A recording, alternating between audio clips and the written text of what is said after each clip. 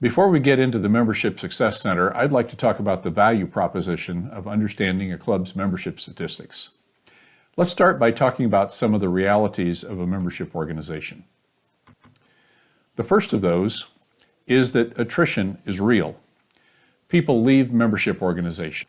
In the case of Rotary, both North America and the world, that rate of attrition is about 16% per year. You might say, Terry, that sounds high. And I might have agreed until I made some comparisons to similar organizations. The average trade association in the United States loses membership at a rate of 15% a year. The average alarm monitoring business turns over customers at a rate of 13% a year. And the average insurance agent, think home and auto insurance, turns over customers at a rate of about 16% a year. And do you know what all those organizations have in common? They got over it.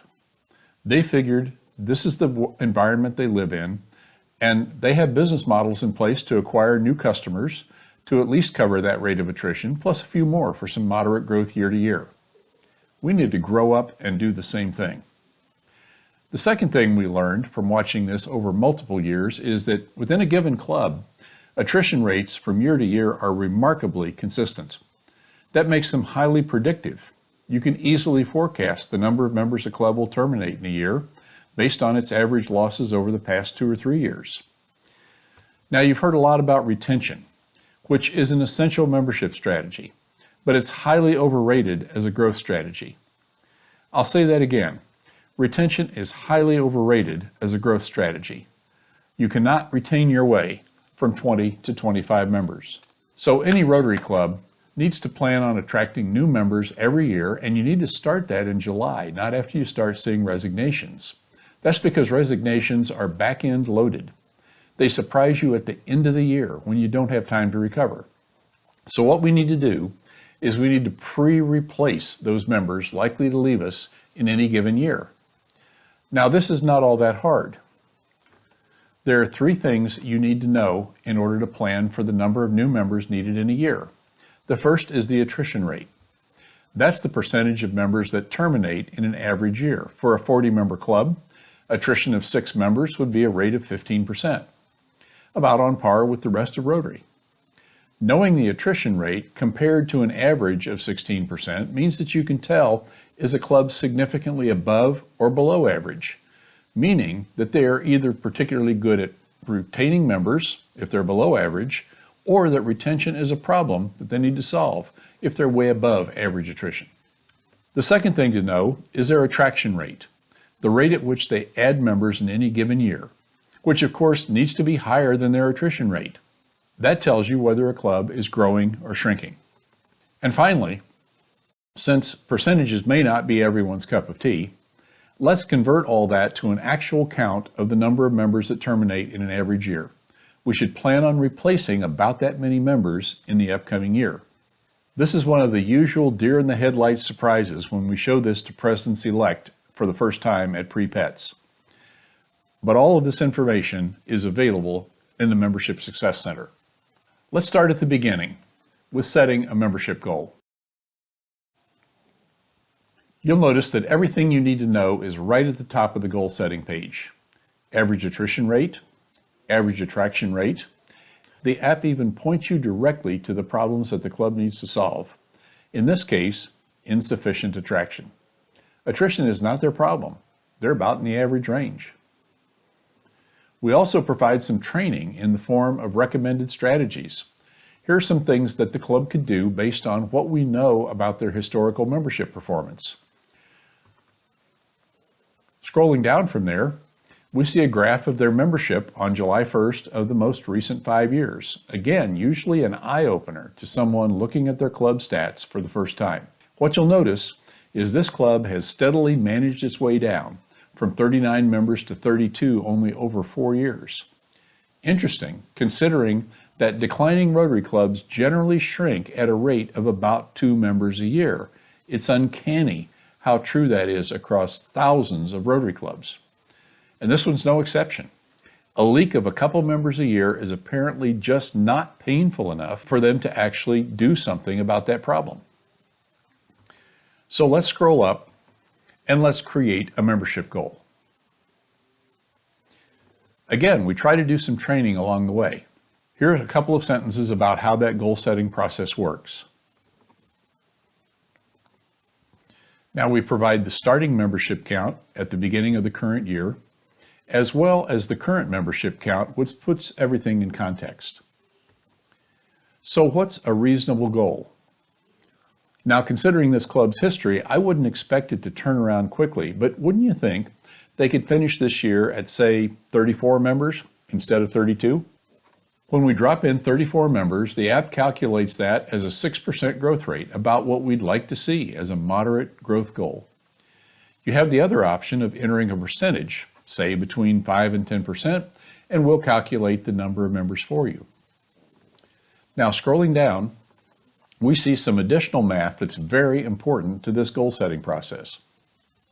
First, the number of members it takes to meet the growth goal, which of course is 2. Secondly, the number of members they'll likely need to replace based on their historical terminations. In this case, that's 5.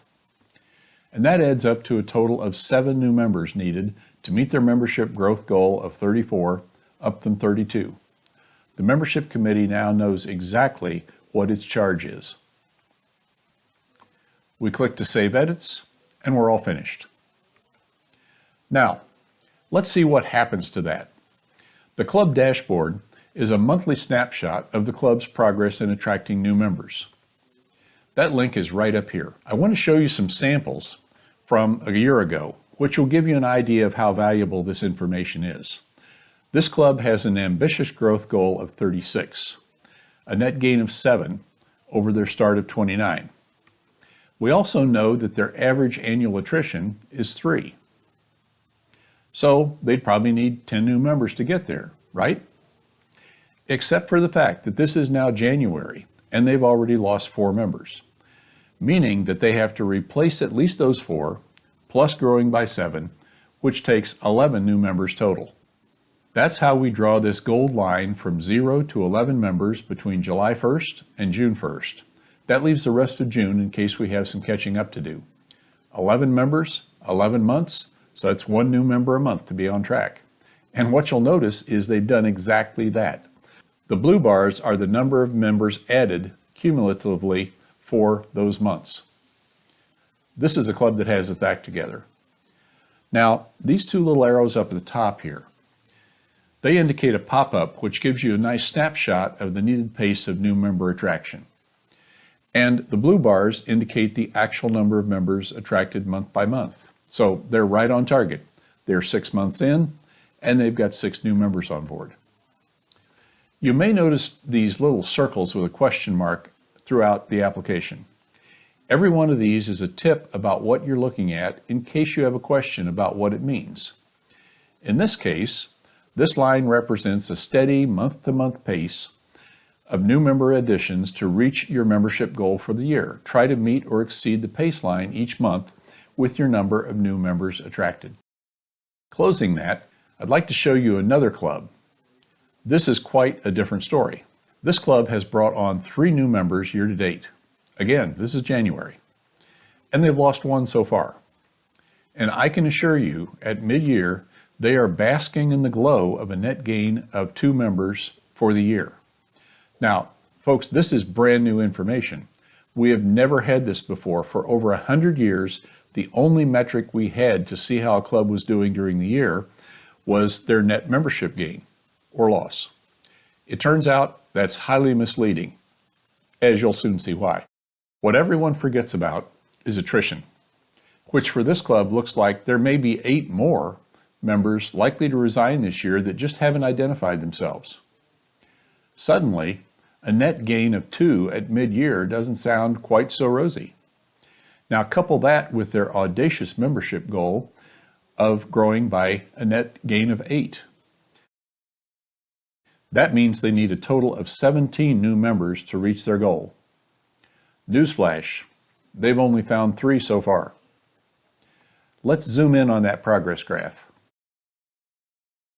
They needed 9 new members to be on pace by January 1st. They found only 3. Moreover, that shortfall should be no surprise. They were behind pace out of the gate, and then they fell behind further every month since. And this also illustrates the pace line runs out in front of you. It gets harder to catch up every month. It's all about getting started early in the game. You might have guessed that this is not going to end well. Sure enough, at year end, this club had a net loss of 1 member rather than their intended gain of 7.